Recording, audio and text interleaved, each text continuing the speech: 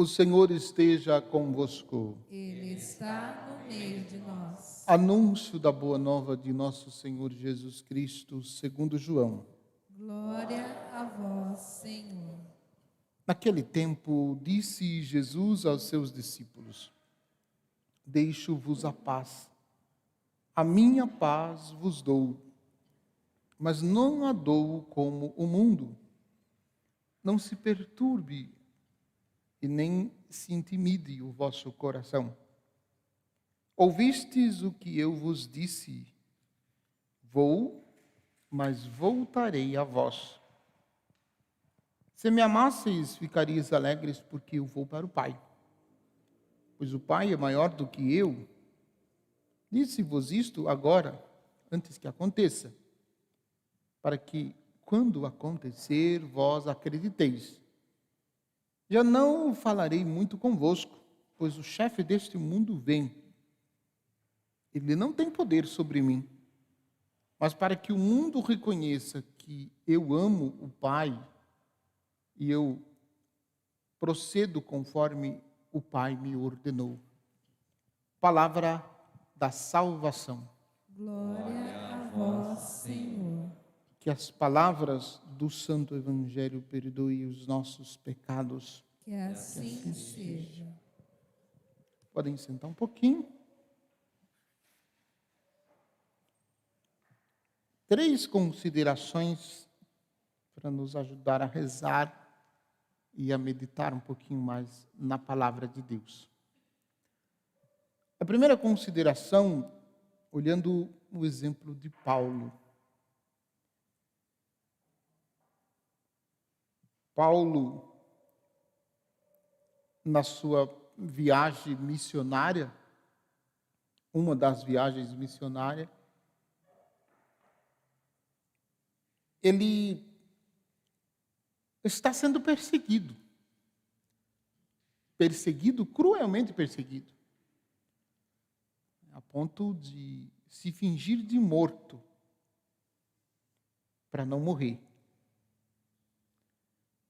Parece estranho dizer isso, né? A ponto de se fingir de morto. Então vejam a esperteza, né, de Paulo e ao mesmo tempo a docilidade de Paulo a ponto de ser conduzido pelo Espírito Santo, conduzido de tal maneira a ponto de se fingir de morto para poder continuar anunciando o Evangelho. E com esta experiência de Paulo, nesta altura, o texto já nos dá este testemunho de que Paulo formou, por conta destas atitudes, muitos discípulos. E é interessante a gente recordar o que ele dizia, né? Ouvimos ontem no texto, e ele formou muitos discípulos não para serem seus seguidores, mas ele formou muitos discípulos para serem seguidores de Jesus. É por este motivo que vale a pena, na vida de Paulo, sofrer, apanhar, ser preso, ser apedrejado, sofrer violências terríveis, por causa de uma pessoa que ele está dando a vida para anunciar. Jesus Cristo. Jesus Cristo. Aquele mesmo que foi crucificado e que ressuscitou, morreu na cruz e ressuscitou dos mortos. Por ele vale a pena sofrer. Por ele vale a pena sofrer todas as consequências. Como é bonito e desconcertante ao mesmo tempo a gente observar que isso está acontecendo na vida de Paulo. Quem antes perseguia, quem antes mandava matar, e mandava matar achando que estava cumprindo o mandato de Deus, mandava matar achando que estava fazendo a vontade de Deus. Ele se encontrou com Jesus, a vida dele mudou. E agora quem está sofrendo essas terríveis perseguições é o próprio Paulo. por onde ele passa.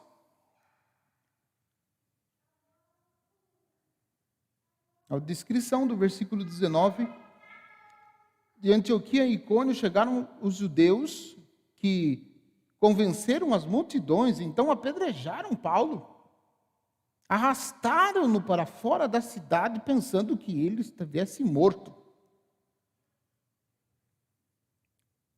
Mas enquanto os discípulos, versículo 20, enquanto os discípulos o rodeavam, Paulo levantou-se, entrou na cidade, no dia seguinte partiu para Derbe com Barnabé, depois de ter empregado o evangelho daquela cidade e feito muitos discípulos, voltaram para Icônio e Antioquia. Então vejam, a descrição dos Atos dos Apóstolos deveria se chamar Atos de Paulo. Por quê? Porque demonstra o que Deus fez na vida de Paulo, depois que ele encontrou-se com Jesus, e o que Paulo fez por Jesus, depois deste momento que ele se encontrou com Jesus. E ele vai contando, manifestando essa história para fortalecer a fé dos discípulos. A fé que brotou pela pregação, que brotou pelo anúncio do Evangelho. A pregação do Evangelho tem como finalidade despertar a fé. Isso é uma coisa impressionante, porque me parece que nos tempos em que nós vivemos, a gente precisa de novo recordar isso. Porque parece que a gente prega considerando que quem está ouvindo tem fé. Sendo que deveríamos nos comportar de forma diferente. Nós devemos pregar com profundidade, com unção, para que a fé seja despertada. Como diz Paulo na carta aos Romanos, a fé provém da escuta, a fé provém da pregação. Então devemos pregar para que as pessoas tenham fé. E tendo fé, possam seguir Jesus. E aí vem a segunda parte, o segundo ponto desse texto que eu acho fantástico. Versículo 22, encorajando os discípulos, eles os exortavam a permanecerem firmes na fé, dizendo-lhes, é preciso que passemos por muitos sofrimentos para entrar no reino de Deus. Um jeito bem diferente, né, de motivar as pessoas a permanecerem firmes na fé, né, dizendo que é preciso que passemos por muitos sofrimentos.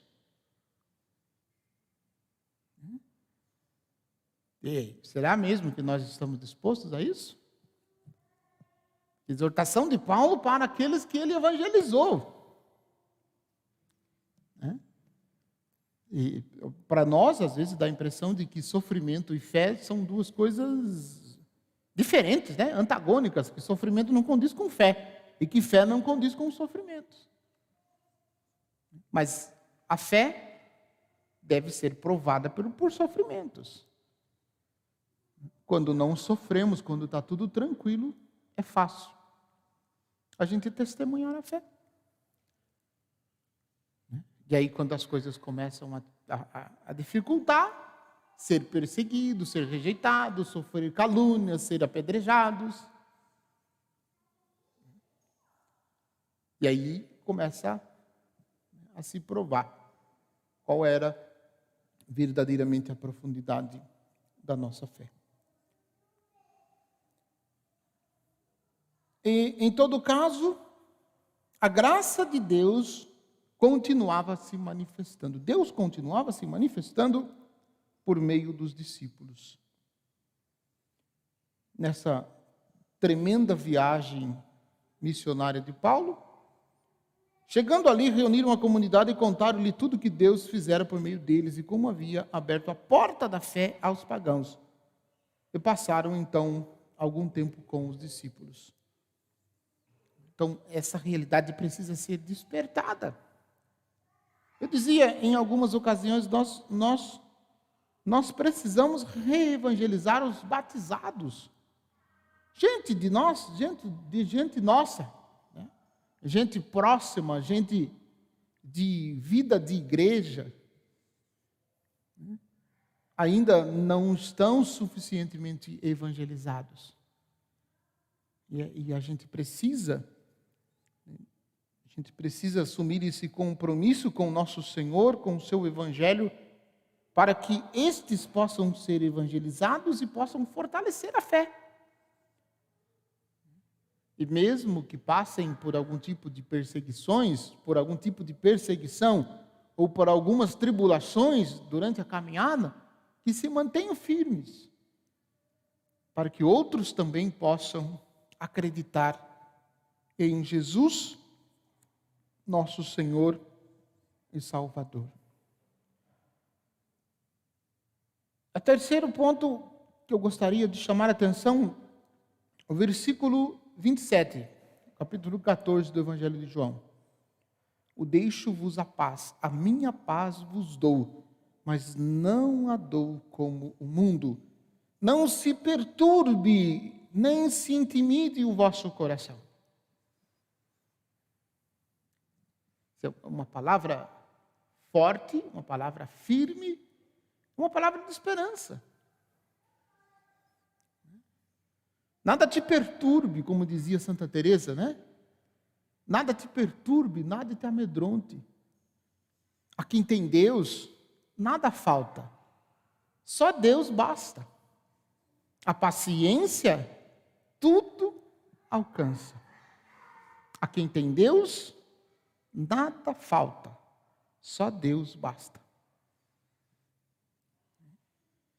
A gente repetir esta frase que está também aqui no Evangelho, não só como oração, também como oração, mas com esperança, com a certeza de que aconteça o que acontecer, Deus nunca vai nos abandonar. Aconteça o que acontecer, Deus nunca vai nos abandonar. O texto que nós acabamos de ouvir é um texto de despedida. É um texto de despedida. Despedida por quê? Porque nós iremos, em poucos dias, nós iremos celebrar a festa da ascensão do Senhor. O momento da glorificação perfeita e eterna, podemos dizer assim, de nosso Senhor. E Ele vai preparando os seus discípulos para este momento. Momento em que nós iremos contemplar uma presença na ausência. A ausência de Jesus no meio dos seus discípulos também será certeza da sua presença. Por isso, nada te perturbe, nada te amedronte. Só Deus basta. A gente precisa renovar a nossa esperança, renovar a nossa fé e renovar a certeza de que Ele nunca nos abandonará. Nunca nos abandonou e nunca nos abandonará. E é isso que nos dará coragem para testemunhá-lo, para torná-lo presente, conhecido e amado no mundo, mesmo que, se necessário for, passemos por perseguições, passemos por rejeições. É preciso confiar, Ele estará sempre conosco, nunca irá nos abandonar. Louvado seja nosso Senhor Jesus Cristo. Para sempre seja louvado. Irmãos e irmãs, foi pela coragem e persistência do